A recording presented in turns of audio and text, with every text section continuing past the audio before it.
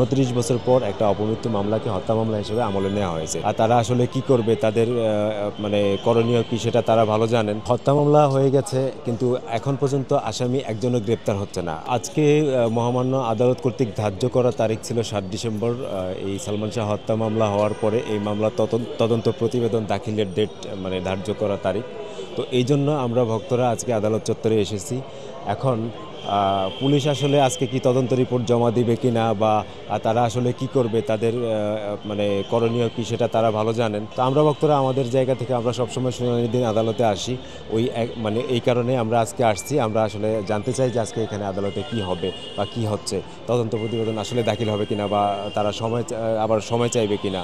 যেহেতু এর আগে যারা তদন্ত করছে পিবিআই, তারা অনেকটা সময় নিয়ে তদন্ত করছে। এই মামলাতে এত তাড়াতাড়ি তদন্ত করা যায় না, অনেক সময়ের ব্যাপার আছে। তো যার কারণে হয়তোবা পুলিশ সময় চাইতে পারে। এখন দেখা যাক কি হয়।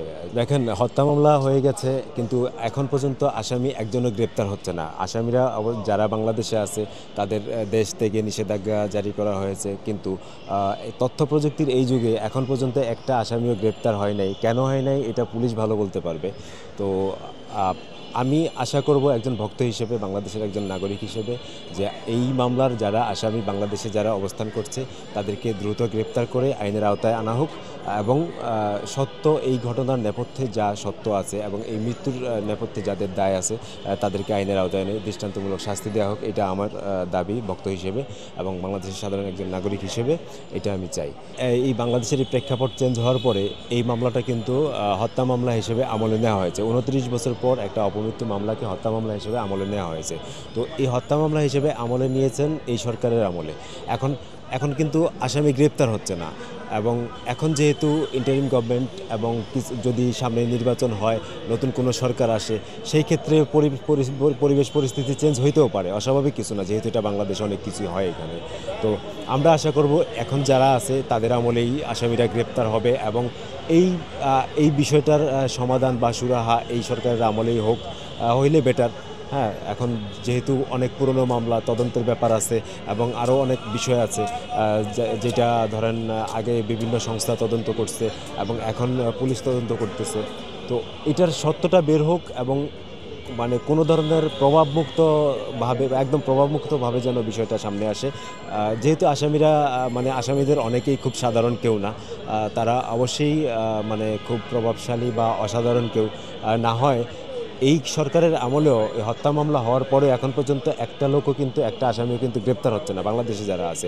আর বাংলাদেশের বাইরে যারা আছে তারা তো মানে তাদেরকে তো চাইলেও মানে পুলিশ যখন তখন গ্রেপ্তার করতে পারবে না।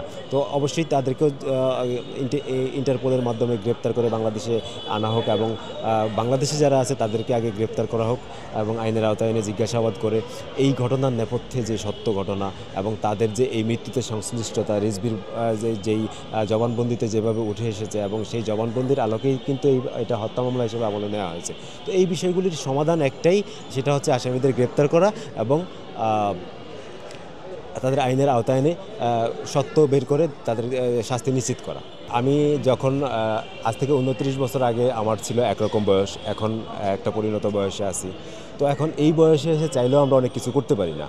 তবুও এই ভালোবাসার জায়গা থেকে এই মানুষটারে ভালোবাসি, সম্মান করি এবং ওনার সিনেমা দেখছি পর্দায়, সেখান থেকে তার ভক্ত হয়েছি। তো সেই জায়গা থেকে আমি বিশ্বাস করি ওনাকে হত্যা করা হয়েছে, এবং ওনার যে সংক্ষিপ্ত ফিল্ম ক্যারিয়ার, এই ক্যারিয়ারে উনি অনেক ধরনের নোংরা রাজনীতির শিকার হয়েছেন। তো সব কিছু জানার পরে মনে হয় যে এই মানুষটা তো আসলে, ওনাকে তো মানে মেরে ফেলা হয়েছে একরকম, এবং ওনার সাথে যেই ঘটনাগুলি করা হয়েছে এগুলির বিচার হওয়া উচিত।